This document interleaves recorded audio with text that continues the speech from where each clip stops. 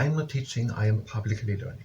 But hi and welcome to Learning for Life in Educators part 376, Glossary part 12, while doing a bit ground yoga. And if you participate in the ground yoga, that is at your own risk. So, we are here by P. P is a picture of a person. No. Under P is portrait is at end, but portrait is a picture of a person.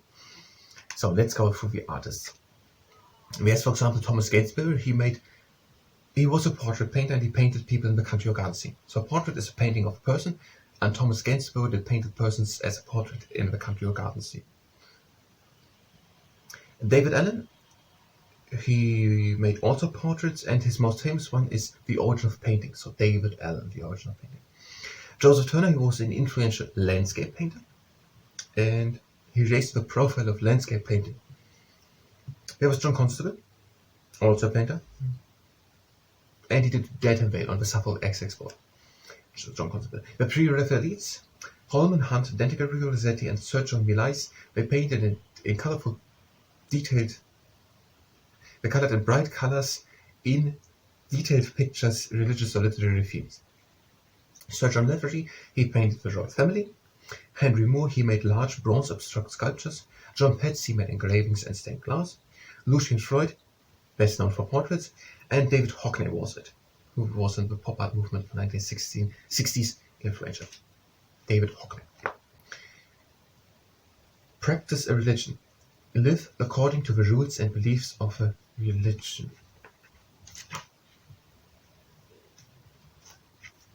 What were they asking in the 2011 census for people? The UK is historically a Christian country. In the 2011 census, 59% of people identified themselves as Christian. Now, that is not practiced. Where did we say something about practice? Maybe by the days here. Let's make fast these two ones here. Eid al-Fitr, that celebrates the end of Ramadan. And that is when Muslims thank Allah that Allah had given them themselves the strength to complete the fast. And Eid ul-Adha, that is remembering to the time when Prophet Ibrahim was willing to sacrifice his own son to God, as God had ordered him to do so. And there an animal is sacrificed and when eaten.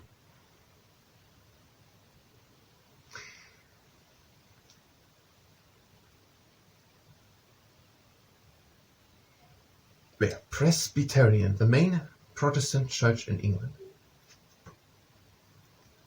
So the Presbyterian church is the main Protestant church in England. I still don't really get, maybe we should really learn it. What was here written on page 68, 67. In Scotland, the national church is the Church of Scotland, which is a Presbyterian church. So the Presbyterian church is the biggest, is the main Protestant church, and the Church of Scotland is a Presbyterian church. There were both descriptions. Some places left where more things could happen. It is governed by ministers and elders. The chairperson of the General Assembly of the Church of Scotland is moderator, who is appointed for 1 year only and often speaks on behalf of the church. Presbyterian Church is the main Protestant church of Scotland, and the Church of Scotland is a Presbyterian church. Prime Minister, the politician who leads the government. The Prime Minister is the leader of a political party which had the most votes, members of parliament by the last general election. Has ever changed the Prime Minister because of a by-election? Could that happen? Imagine the video. Okay, we wanted to Prime Minister. We had here, the first one was Sir Robert Walpole, 1721-17. It was for 21 years, but something is off. 1721. Okay, it was right before the Glorious Revolution, on the last page before it.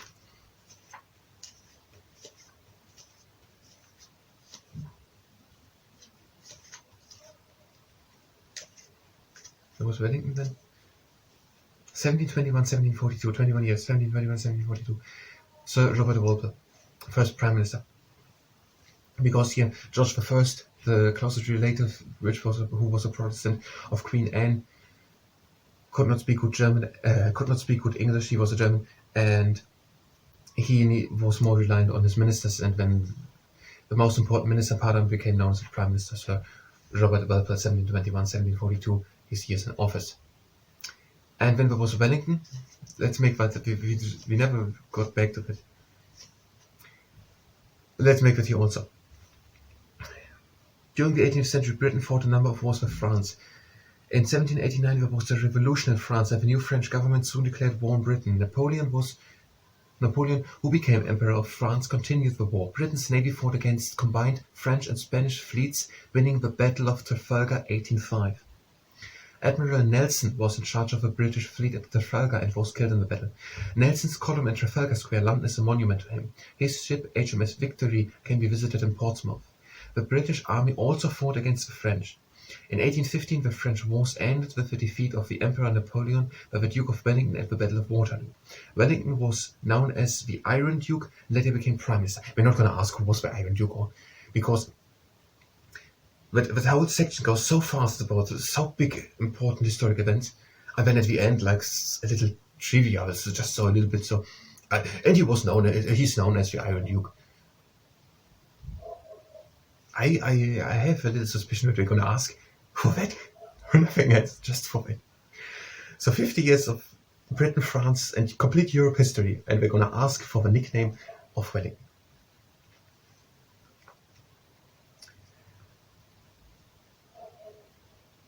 That was not a statement or a claim. It was a loose hypothesis. I don't know what it's called.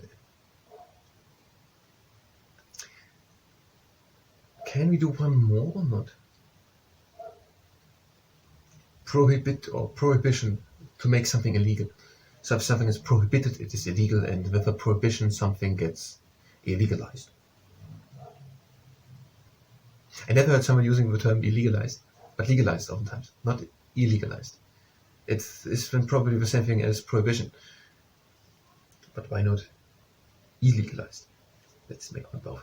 So we're going to do now the ground yoga, and if you participate in the ground yoga, that is at your own risk. We're not going to do anything new anymore. If you're just here for the new stuff, and the next word, then you can go to the next part 13 of the glossary.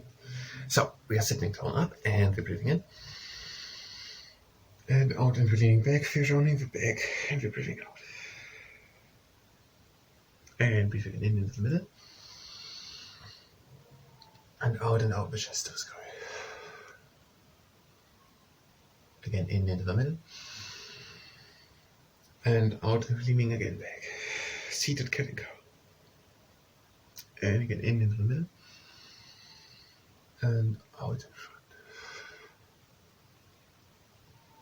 And again in. And out, leaning back. Again, in into the middle. And now we're doing circles. So we're going to the side, and we're going in front, and put in the chest in front, and we're going back. And we're going in front, we're breathing in, and out, we're going back, breathing out, and making a round back.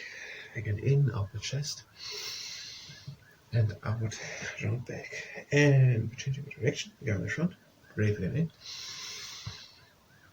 and out. Again, in, and out. In.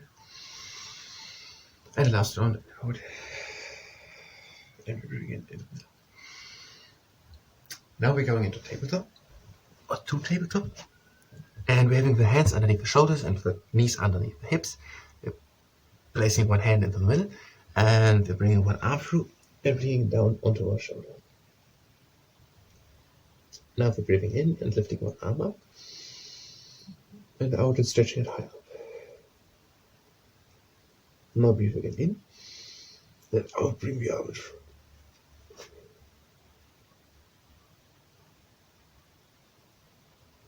Again, in and bring the arm up, and out and down, and we're coming up.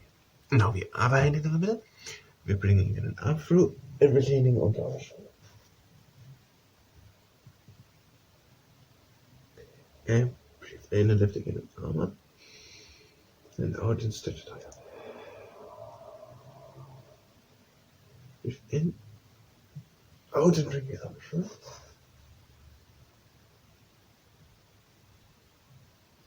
And get in. And out and down with the arm. And now we're going to the downward facing dog. Both hands in front. And we're going to the downward facing dog. Try to make a straight back, long arm.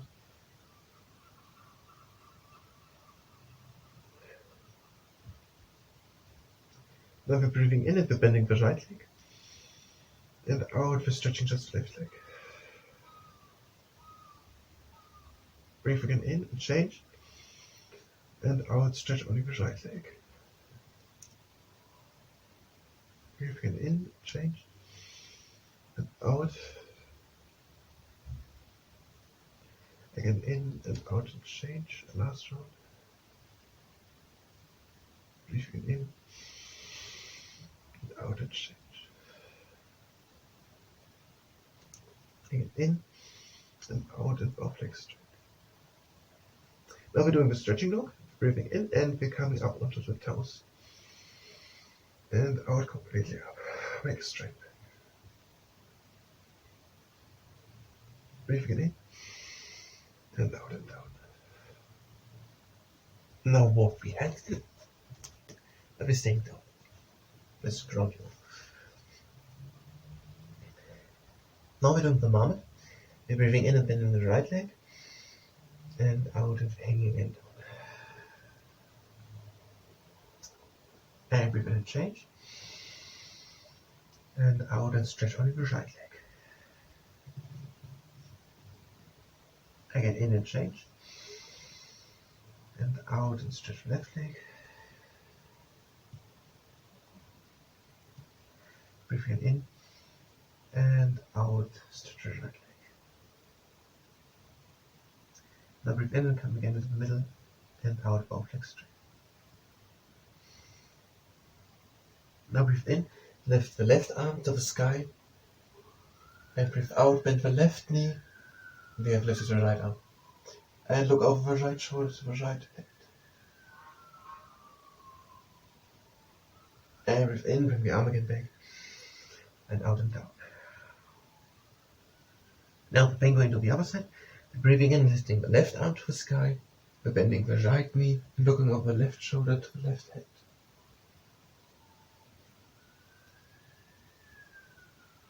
Breathe in and bring the arm again in. And out and down. Now make a hand with space between the toes. Okay, between the feet. And we're breathing in. And we're going down the pelican. And out again up.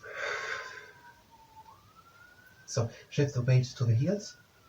And breathe in and go down.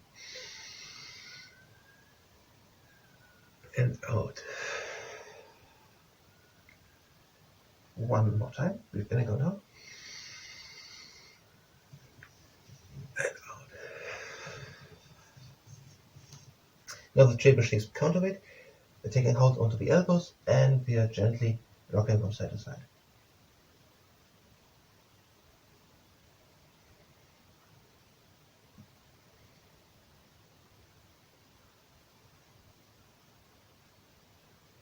And we're just going down. Now we're walking with the hands in front, again the downward facing dog. And we're going with the knees down and we're leaning back into child's pose.